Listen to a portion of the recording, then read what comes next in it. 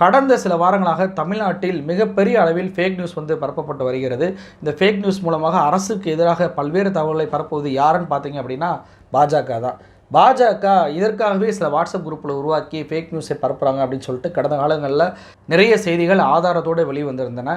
தமிழ்நாட்டில் அவர்கள் எப்படி செயல்படுகிறார்கள், ஃபேக் நியூஸை தடுப்பதற்கு தமிழ்நாடு அரசு என்ன செய்கிறது, முதலமைச்சர் ஸ்டாலின் அவர்கள் சொல்வது போல சில தேவையில்லாத விஷயங்களை பேசாதீங்க, அவங்களுக்கு இடம் கொடுக்காதீங்க அப்படின்னு சொல்லி தற்காத்துக் கொள்வதன் மூலமாக ஃபேக் நியூஸ்லேருந்து தப்பிக்க முடியுமா என்பதை பற்றி தான் இந்த வீடியோவில் பார்க்க போகிறோம். இந்த வீடியோவை முழுமையாக பாருங்கள், ஏன்னா இதில் ஏராளமான தகவலை நம்ம சேகரிச்சிருக்கோம். கடந்த சில வாரங்களாகவே தமிழ்நாடு அரசுக்கு எதிராக சில ஃபேக் நியூஸ்கள் பரப்பப்படுது. டாக்டர் செந்தில்குமார் அவர்கள் பூஜைக்காக வச்சிருந்த அந்த கல்லை எட்டி உதைச்சாரு அப்படின்னு சொல்லி பரப்புனாங்க. நம்ம சேனலில் கூட அதை ஃபேக்ட் செக் பண்ணோம். அப்படி எந்த ஒரு விஷயமே நடக்கவே இல்லை அப்படின்னு சொல்லிட்டு வீடியோ ஆதாரத்தோடு பேசியிருந்தோம். PFI அமைப்பினர் கைது செய்யும் போது பாகிஸ்தான் ஜிந்தாபாத் அப்படின்னு சொல்லிட்டு முழக்கமிட்டதாக எச் ராஜா ஒரு வீடியோ பகிர்ந்தார். அதுவுமே பொய்யான தகவல் தான். அதே போல் பார்த்தீங்க அப்படின்னா இதே PFI அமைப்பிட்ட DGP சம்பளம் வாங்குவதாக இதே எச் ராஜா குற்றம் சாட்டியிருந்தார். அதாவது நல்ல கவனிங்க, எச் ராஜாவை பொறுத்த வரைக்கும் PFI என்பது ஒரு பயங்கரவாத அமைப்பு. அவர் பயங்கரவாத அமைப்பிடம் தமிழ்நாடு அரசுடைய DGP சம்பளம் வாங்குகிறார் என்று ஒரு எச் ராஜா பேசியிருந்தார். இது ஒரு சாமானியர் பேசியிருந்தாங்க அப்படின்னா காவல்துறை சும்மா விட்டுருக்குமா? அதே போல் பார்த்தீங்க அப்படின்னா பிரியங்கா காந்தியோட மகளோட ராகுல் காந்தி இருக்கும் புகைப்படத்தை போட்டு மிகவும் கொச்சையாக பதிவு போட்டிருந்தார் CTR நிர்மல்குமார். அவர் மீதும் காவல்துறையில் வழக்கு பதியப்பட்டுச்சு. போக்குவரத்துறையை பொறுத்த வரைக்கும் ஆம்னி பஸ்ஸில் பணக்காரங்க தான் போவாங்க, ஏழைக்கு இதனால் பிரச்சனை இல்லை அப்படின்னு சொல்லிட்டு ஒரு அறிவிப்பு வெளியிட்டதாக அமைச்சரே அப்படி சொன்னதாக ஒரு செய்தி பரவுச்சு.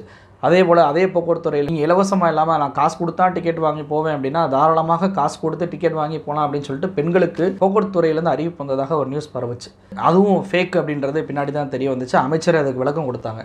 அதே போல் ஆவினை பொறுத்த வரைக்கும் ஹலால் செஞ்சு விற்கிறாங்க பாருங்கள், முஸ்லீம்களுக்கு ஆதரவாக ஆவின் நிறுவனம் மாறிடுச்சு அப்படின்னு சொல்லிட்டு அர்ஜுன் சம்பத்துலேருந்து எல்லா பாஜகவினருமே அதை பகிர்ந்து வந்தாங்க. ஆனால் உண்மை என்னென்னா 2018ஆம் ஆண்டு முதலே கிட்டத்தட்ட 15 நாடுகளுக்கு ஆவின் பொருட்கள் ஏற்றுமதியாகுது.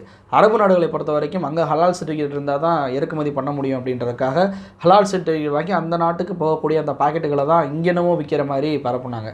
திமுக 130 கோயிலுக்கு மேலே அடிச்சிருச்சு அப்படின்னு சொல்லி ஃபேக் நியூஸ் பரப்பப்பட்டுச்சு. PTR இந்த கார் மீது செருப்பு வீசின உடனே நான் இனிமேல் அரசியலுக்கே வரல, நான் தப்பான முடிவு எடுத்துட்டேன் அப்படின்னு சொல்லி PTR அவர்கள் அண்ணாமலைக்கு பயந்து ட்வீட் போட்டதாக ஒரு செய்தியை பரப்புனாங்க பாஜகவினர். ஆனால் உண்மையிலே அது என்ன பார்த்தீங்கன்னா 2017ஆம் ஆண்டு மாணவி அனிதா தற்கொலை பண்ணவுடன் நான் ஒரு அரசியல்வாதியாக இருந்தும் என்னால் ஒன்றும் பண்ண முடியல, நான் அரசியலுக்கு தப்புன்னு நான் ஃபீல் பண்ணுறேன் அப்படின்னு சொல்லிட்டு அந்த 2017 போட்டதை 2022 செப்டம்பர் மாதம் போட்டதாக பாஜகவினர் பரப்புனாங்க.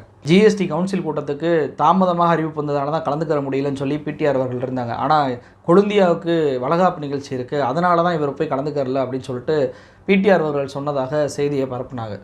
ஸோ இப்படி நான் வாசித்த அத்தனையுமே பாஜகவால் பரப்பப்பட்ட ஃபேக் நியூஸ். இந்த ஃபேக் நியூஸை பரப்பியவர்கள் மீது எல்லோரும் மீதும் காவல்துறையில் வழக்கு பதியப்பட்டிருக்கு. ஆனால் எடுக்கப்பட்ட நடவடிக்கை என்பது எதுவுமே இல்லை. இவர்கள் என்ன ஃபேக் நியூஸை பரப்பினாலும் இவர்கள் மீது எந்த ஒரு நடவடிக்கையுமே எடுப்பதே இல்லை. 203 ட்ரெயின்டு போலீஸ் ஆஃபீஸர்ஸை வச்சு ஒரு குழு அமைச்சாங்க. அந்த குழு எப்படி செயல்படுது அப்படின்றது தெரியல. ஏன்னா இன்ன வரைக்கும் ஃபேக் நியூஸ் பரவிக்கிட்டு தான் வருது. யார் ஃபேக் நியூஸ் போட்டாங்களோ அந்த பதிவும் அப்படியே தான் இருக்குது. அந்த பதிவையும் அவங்க நீக்கவும் இல்லை. அவர்கள் மீது காவல்துறையில் புகார் கொடுத்து FIR போடப்பட்டும் அவர்கள் மீது எந்த நடவடிக்கையும் எடுக்கிறதில்லை. முதலமைச்சர் ஸ்டாலின் அவர்கள் என்ன சொல்கிறாங்க அப்படின்னா சேற்றிலிருந்து சிலுப்பி கொண்டு வரவர்களை தொட்டால் நமக்கு தான் பிரச்சனை அப்படின்னு சொல்லி ஒரு ஸ்டாண்ட் எடுக்கிறாங்க. அது ஒரு மிக மிக ஒரு ஆபத்தான ஸ்டாண்ட். அப்படி நம்ம நின்றுட்டோம், இவர்கள் மீது நடவடிக்கை எடுக்கலை அப்படின்னா மிகப்பெரிய சாம்ராஜ்யத்தை கூட சரிக்கக்கூடிய வேலையை இந்த ஃபேக் நியூஸ் மூலமாக பாஜகவினர் செய்வாங்க. அதற்கு பல்வேறு வரலாற்று சம்பவங்கள் இருக்குது. 2019ஆம் ஆண்டு நடந்த நாடாளுமன்ற தேர்தலில் ஃபேக் நியூஸ் மிகப்பெரிய அளவில் பெரிய தாக்கத்தை ஏற்படுத்தியது அப்படின்னு சொல்லி பிபிசியும் டைம் பத்திரிகையும் ஒரு ஆய்வு கட்டுரையை வெளியிட்டிருந்தாங்க. அதில் அவங்க என்ன சொல்கிறாங்க அப்படின்னா 2014ஆம் ஆண்டை பொறுத்த வரைக்கும் 21% பேர்கிட்ட தான் ஸ்மார்ட் ஃபோன் இருந்துச்சு. 2019ஆம் ஆண்டு 39% பேர்கிட்ட ஸ்மார்ட் ஃபோன் இருந்துச்சு. இந்த 39% பேரில் 90% பேர் வாட்ஸ்அப் வச்சுருக்காங்க. இந்த வாட்ஸ்அப் மூலமாக தான் பாஜகவினர் மிகப்பெரிய அளவில் வதந்திகளை பரப்புகிறாங்க அப்படின்னு சொல்லிட்டு டைம் பத்திரிகை ஆதாரத்தோடு அமலப்படுத்தினாங்க. சமீபத்தில் இந்திய தேர்தலில் வெல்வது எப்படின்னு சொல்லி ஒரு புத்தகத்தை எழுதியிருந்தார் சிவம் சங்கர் சிங் அப்படின்றவர். இந்த சிவம் சங்கர் சிங் இது போன்ற வாட்ஸ்அப் குரூப்பில் பிஜேபிக்கு ஆதரவாக இருந்தவர் தான். பின்பு அதிலிருந்து அவர் வெளியேறி வந்துட்டார். அவர் தான் டைம் பத்திரிகையில் பாஜக எப்படியெல்லாம் செயல்படுது அப்படின்னு சொல்லி அமலப்படுத்தியிருந்தார். 2017ஆம் ஆண்டு உத்தரப்பிரதேச தேர்தலில் பாஜக இமாலய வெற்றி பெறுது. ஜாதிக்கு ஒரு வாட்ஸ்அப் குரூப்பை பாஜக உருவாக்குது. அந்த ஒவ்வொரு ஜாதிக்கும் அந்த ஜாதி சங்க தலைவர்கள் அந்த ஜாதியை சேர்ந்தவர்கள் எல்லாத்தையுமே உள்ளே சேர்த்துக்கிட்டு அந்த ஜாதியினரை அரசுக்கு எதிராக கொம்பு சீவக்கூடிய வேலையை பாஜகவினர் செஞ்சாங்க. பல்வேறு போலி செய்திகளை அதில் பரப்பி அங்கே இருக்கக்கூடிய அந்த சமூக மக்களை எல்லாம் அரசுக்கு எதிராக திருப்பி ஆட்சியவே பிடிச்சாங்க. நல்லா கவனிங்க, 2017ஆம் ஆண்டுக்கு முன்பு வரை பாஜக உத்தரப்பிரதேசத்தில் எதிர்க்கட்சி கூட கிடையாது. ஆனால் 2017ஆம் ஆண்டு அசுர பலத்துடன் முழு பெரும்பான்மையுடன் ஆட்சி அமைக்கிறாங்க. இதற்கு பின்னணியில் இருந்தது வதந்திகள் தான். அந்த அளவுக்கு கொடூரமான வதந்திகளை பரப்பக்கூடியவர்கள் இந்த பாஜகவினர். எப்படி சொல்கிறேன் அப்படின்னா, ஒரு பூத்துக்கு 3 வாட்ஸ்அப் குழுக்களை இவங்க உருவாக்குறாங்க. இந்தியாவில் இருக்கக்கூடிய மொத்த பூத்துகளோட எண்ணிக்கை பார்த்தீங்க அப்படின்னா 9,27,533 பூத்துகள் இருக்குது. அப்போ ஒரு பூத்துக்கு 3 வாட்ஸ்அப் குரூப்னா எவ்வளவு வாட்ஸ்அப் குரூப்புகள் இவங்க வச்சிருப்பாங்கன்னு பார்த்துக்கோங்க. அப்படி அந்த குரூப்புகள் மூலமாக இவர்கள் உருவாக்கக்கூடிய ஃபேக் நியூஸ் என்பது 70 மில்லியன் மக்களை வந்து சென்றடைகிறது அப்படின்னு சொல்லிட்டு அந்த ஆய்வு கட்டுரை சொல்லுது. இந்தியாவோட மக்கள் தொகையே 130 கோடி தான். 70 மில்லியன் மக்களை இவர்கள் உருவாக்கக்கூடிய இந்த ஃபேக் நியூஸ் போய் சேருது அப்படின்னா எவ்வளோ பெரிய தாக்கத்தை ஏற்படுத்தும். இதற்கு காங்கிரஸ் கட்சி ஒரு பெரிய உதாரணமாக சொல்லலாம். காங்கிரஸ் கட்சியை பொறுத்த வரைக்கும் 2014க்கு முன்பு அது ஒரு ஆளும் கட்சியாக இருந்தது. இந்தியாவே ஆட்சி செஞ்ச கட்சியாக இருந்தது. அந்த கட்சி இன்றைக்கி எந்த நிலைமையில் இருக்குது? எல்லா ஸ்டேட்லேயே ஆட்சி இழந்துட்டாங்க. ஸ்டேட்லேயே இருக்கக்கூடிய ஆட்சியில் இருந்த அந்த கட்சி கூட 4வது இடம் 5வது இடம் போகக்கூடிய சூழ்நிலை வந்துருச்சு. அப்படியான நிலைமை காங்கிரஸ் கட்சிக்கு உருவானதற்கு மிக முக்கிய காரணம் பாஜகவினர் பரப்பிய இந்த ஃபேக் நியூஸ் தான். 2013ஆம் ஆண்டு ஹஃபிங்டன் போஸ்ட் அப்படின்ற ஒரு பத்திரிகை ஒரு பட்டியல் வெளியிடுறாங்க. அந்த பட்டியல் என்ன அப்படின்னா, உலகத்தில் இருக்கக்கூடிய பணக்கார அரசியல் கட்சி தலைவர்கள்லாம் யார் அப்படின்றதான் அந்த பட்டியல். அதில் சோனியா காந்தியோடைய பேர் வந்து இருக்குது. இங்கிலாந்து ராணி எலிசபெத்தை விட சோனியா காந்திக்கு அதிக சொத்து இருப்பதாக அந்த செய்தி வெளியானது. அப்புறமா அது ஃபேக் நியூஸ் அப்படின்னு சொல்லி தெரிஞ்ச உடனே அந்த பட்டியலேருந்து சோனியா காந்தி பேர் எடுத்துட்டாங்க. 2014ஆம் ஆண்டு தேர்தலில் போட்டியிடுவதற்கு மனுவை தாக்கல் பண்ணாங்களா, அந்த மனுவிலே பார்த்தீங்க அப்படின்னா 90 மில்லியன் தான் சோனியா காந்தியோட சொத்து மதிப்பு இருக்குது. ஆனால் இவர்கள் எலிசபெத் ராணியை விட இவர் சொத்து மதிப்பு வச்சிருக்காரு அப்படின்னு சொல்லி பரப்புனாங்க. அந்த காலகட்டம் என்ன காலகட்டம்? கருப்பு பணம் வந்து நிறையா பதுக்கி வச்சுருக்காங்க காங்கிரஸ். அதையெல்லாம் மீட்டிட்டு வந்தால் 15 லட்ச ரூபா மோடி கொடுத்துருவார். அதே போல் பார்த்தீங்கன்னா காமன்வெல்த் ஊழல், 2G ஊழல், இப்படிலாம் பெருசாக ஊழல் பண்ணி இவ்வளோ சொத்து சேர்த்துருக்கு இந்த அம்மா பாருங்கள் அப்படின்னு சொல்லிட்டு பரப்பி காங்கிரஸுக்கு ஓட்டு போட விடாமல் ஆக்குனாங்க. இன்றைக்கி வரைக்கும் அந்த வாட்ஸ்அப் மெசேஜ் பரவிக்கிட்டு தான் இருக்குது. சுவிஸ் பேங்கில் கருப்பு பணம் வச்சுருக்க பட்டியல்கள் பார்த்தீங்கன்னா காங்கிரஸ் கட்சிக்காரங்களாக போட்டு ஒரு பட்டியல் வந்து இன்று வரை வாட்ஸ்அப்பில் பரவிக்கிட்டு தான் இருக்குது. அந்தளவுக்கு இந்த ஃபேக் நியூஸ் என்பது மிக மிக மோசமான தாக்கத்தை இந்த தேர்தலை ஏற்படுத்துது. இந்த ஃபேக் நியூஸை அம்பலப்படுத்தக்கூடிய அந்த ஆல்ட் நியூஸ்ன்ற இணையதளம் 2017ஆம் ஆண்டு தான் உருவாக்கப்பட்டுச்சு. இந்த ஆல்ட் நியூஸை உருவாக்கின பிரதீக் சின்ஹா அதே போல் முகமது ஜுபைர் இவங்க 2 பேர் என்ன சொல்கிறாங்க அப்படின்னா, நாங்கள் ஃபேக் நியூஸ்களெல்லாம் கண்டறிஞ்சு ஃபேக்ட் செக் பண்ணி உண்மையை வெளியிடுறோம். ஆனால் நாங்கள் கொடுக்குற அந்த உண்மை செய்தியை விட ஃபேக் நியூஸ் என்பது 1000 மடங்கு அதிகமாக பரவுது. எந்த அளவுக்கு அப்படின்னா 3 வருஷத்துக்கு முன்னாடி நாங்கள் அதை ஃபேக்குன்னு சொல்லி வெளியிட்டிருப்போம். அது இன்னமும் வாட்ஸ்அப் குரூப்பில் பரவிக்கிட்டு இருக்கு அப்படின்னு சொல்லி ஃபேக் நியூஸை ஃபேக்ட் செக் பண்ணுறவங்களே ஒப்புக்கொண்டாங்க. அந்த அளவுக்கு ஃபேக் நியூஸ் தீயா பரவுது. இன்றைக்கி முதலமைச்சர் ஸ்டாலின் அவர்கள் சொல்கிறாங்கல்ல, திமுக வந்து ஆன்மீகத்துக்கு எதிரானது அப்படின்னு சொல்லி நான் பேசுகிறத மட்டும் கட் பண்ணி பரப்புவாங்கன்னு சொன்னாங்களே, இதே போல் தான் மன்மோகன் சிங் பிரதமராக இருந்தபோது பரப்புனாங்க. 2017ஆம் ஆண்டு நவம்பர் 27 மன்மோகன் சிங் வந்து சத்தீஸ்கர் மாநிலமும் மத்திய பிரதேச மாநிலமும் சிறப்பாக உள்ளது அப்படின்னு சொல்லி பேசுனதாக ஒரு வீடியோ கிளிப்பை பாஜகவுடைய ஐடிவிங் தலைவராக இருக்கக்கூடிய, அதாவது தேசிய ஐடிவிங் தலைவராக இருக்கக்கூடிய அமித் மால்வியா பரப்புனார். பாஜகவுடைய ஆட்சி செய்யக்கூடிய அந்த சத்தீஸ்கர் மாநிலமும் மத்திய பிரதேச மாநிலமும் சிறப்பாக இருக்குன்னு காங்கிரஸ் கட்சியோட பிரதமரே சொல்லிட்டாரு பாருங்க அப்படின்னு சொல்லிட்டு அவர் ட்வீட் பண்ணார். இந்த ட்வீட்டை பல ஆயிரம் பேர் கொஞ்ச நேரத்தில் பரப்புனாங்க.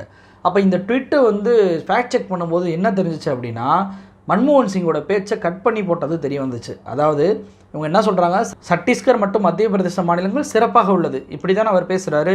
இதற்கு முன்பும் அவர் என்ன சொல்லியிருக்காரு அப்படின்னா, என்னுடைய உறவு சத்தீஸ்கர் மற்றும் மத்திய பிரதேச மாநிலங்கள்கிட்ட சிறப்பாக இருக்குது அப்படின்னு சொல்லி அவர் சொல்கிறதுல என்னுடைய உறவுன்றதை மட்டும் நீக்கிட்டாங்க.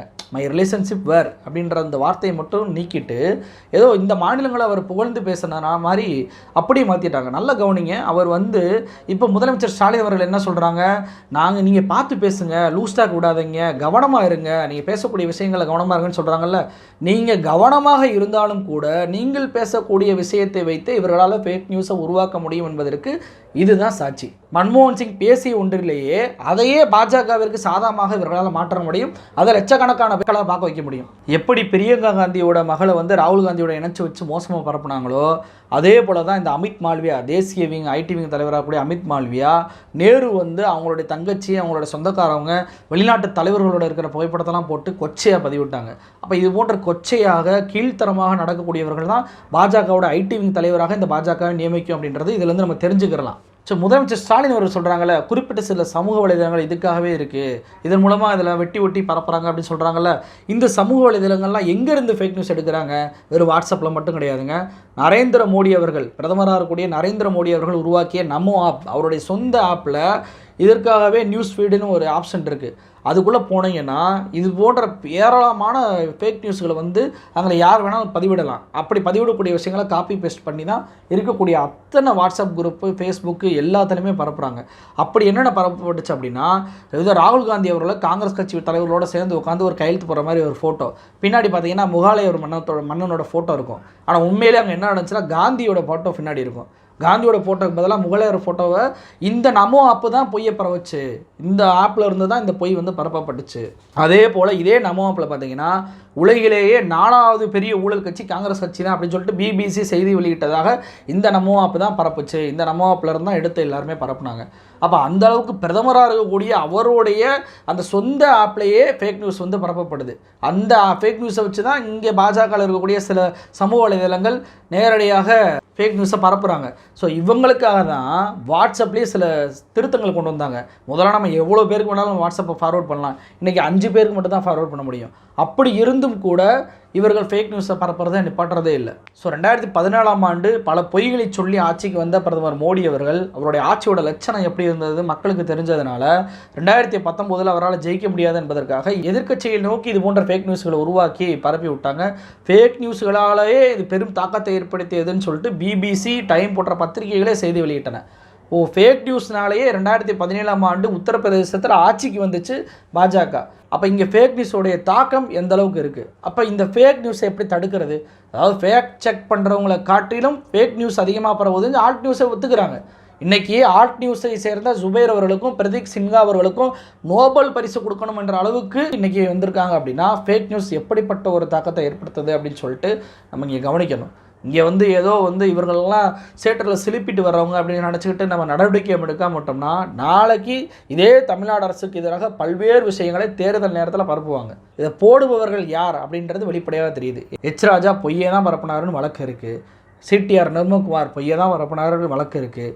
அதே போல் பிடிஆர் அவர்களை குழந்தையான்னு சொன்னாங்க, ஆவின் வந்து ஹலால்னாங்க. இப்படி பல்வேறு விஷயங்களை பொய்யை பரப்புனாலும் நீங்கள் காவல்துறை நடவடிக்கை எடுத்து கைது பண்ணாமல் இருக்கும் வரை நீங்கள் எவ்வளோ விளக்கம் கொடுப்பீங்க? இப்போ போக்குவரத்து துறையில் இது போன்ற அறிவிப்பு இல்லைன்னு சொல்லிட்டு அமைச்சர் விளக்கம் கொடுப்பாரு. இப்படி எத்தனை நாட்களுக்கு நீங்கள் விளக்கம் கொடுத்து கொண்டே இருப்ப போகிறன்றதான் மக்களுடைய கேள்வியாக இருக்குது. அப்போ பொய்யை பரப்புவர்கள் இவர்கள் தான் என்று தெரிந்த பிறகு அவர்கள் கைது செய்யணும். இப்போ முதலமைச்சருக்கு எதிராக ஒரு பத்திரிகையை செய்தி வெளியிட்டதாக சொல்லி போஸ்டரை வந்து ஒட்டினாங்க. அண்ணாமலையுடைய உதவியாளர் கைது பண்ணீங்க, அதுதான் கரெக்டு. அண்ணாமலையுடைய உதவியாளர் நீதிமன்றத்தில் போய் நிபந்தனையற்ற மன்னிப்பு கேட்டதுனால தான் ரிலீஸ் ஆனாங்க, ஜாமீன் வந்து. ஸோ அப்படி வந்து கைது பண்ணணும். ஆனால் அவர்கள் வந்து கீழ்மட்ட அளவில் மட்டும் கைதுகள் இருக்காமல் மேல்மட்ட அளவில், குறிப்பாக இந்த பாஜகவுடைய ஐடி விங் தலைவர் எச் ராஜா போன்றவர்களெல்லாம் ஃபேக் நியூஸை மட்டுமே பரப்பக்கூடிய விஷயங்களை செய்யும்போது அவர்களை ஏன் காவல்துறை கைது பண்ண மாட்டேங்குது? அவர்களை கைது செய்யாத வரை அவர்களெல்லாம் நம்மளுக்கு முக்கியமாக நம்ம மக்கள் பணியை மட்டும் பார்ப்போம் அப்படின்ற ஒரு முடிவை தமிழ்நாடு அரசு எடுத்துச்சுன்னா அது மிக மிக ஆபத்தான முடிவு. நான் ஃபேக் நியூஸை நீங்கள் சாதாரணமாக இடப்படாதீங்க. நான் ஏற்கனவே ஃபேக் நியூஸ்னால் எவ்வளவு பாதிப்புகளை வந்து ஏற்படுத்துச்சு அப்படின்றத அம்பலப்படுத்தி ஒரு பட்டியலே சொல்லியிருக்கேன். ஸோ எப்படி வடநாட்டில் மிக மோசமான தாக்கத்தை ஏற்படுத்தினாங்களோ, ஃபேக் நியூஸ்களை உருவாக்கி மக்களை நம்ப வச்சாங்களோ, அதே போன்று ஒரு மோசமான அரசியல் சூழ்நிலை தமிழ்நாட்டுக்கு வந்துடக்கூடாது.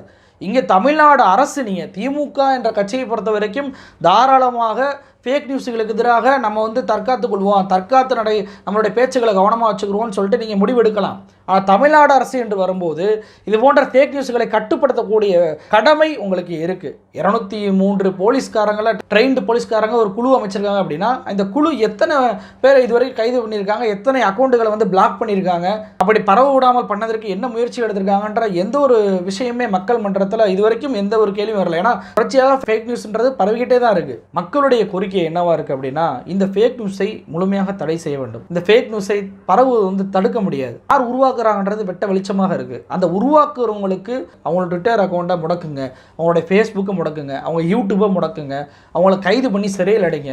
இப்படி நீங்கள் பண்ணுவதன் மூலமாக கீழே அதை ஷேர் பண்ணுறவங்க பயப்படுவான்.